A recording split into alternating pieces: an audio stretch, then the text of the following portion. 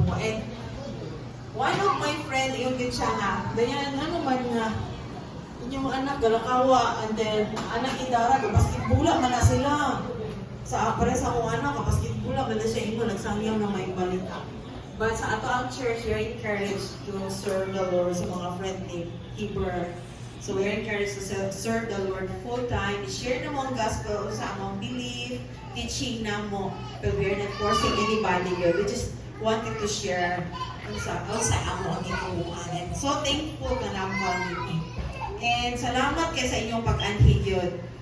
Now, kabalugin si Panggang mo siya kay ang Panggang mo sa Bisaya is palangga. Then, tulong ka babae nagsunod. Grabe kinampo ay nang ni June Ali. So, niundang na lang sa big anak. 7 years after sa inampu ay o puasa. Gitagaan, naging big lalaki. Mo, nagitawag na mo siya Panggang kay palangga mo na siya nga word in Bisaya.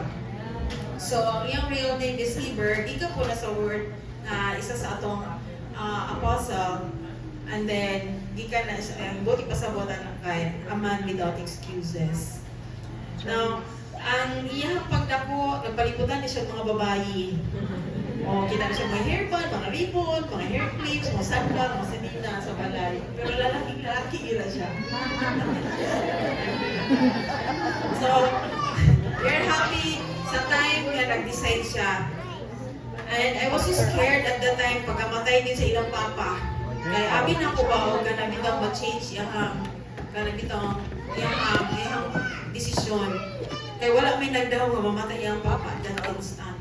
So, tungod kay firm yung pag-decide, kabalo ko nga paglakaw niya, nag-mulgin siya, kay sa time nga mayon siya nga kanang daghan ka ko'y pumunta naman, pero wala naman si papa.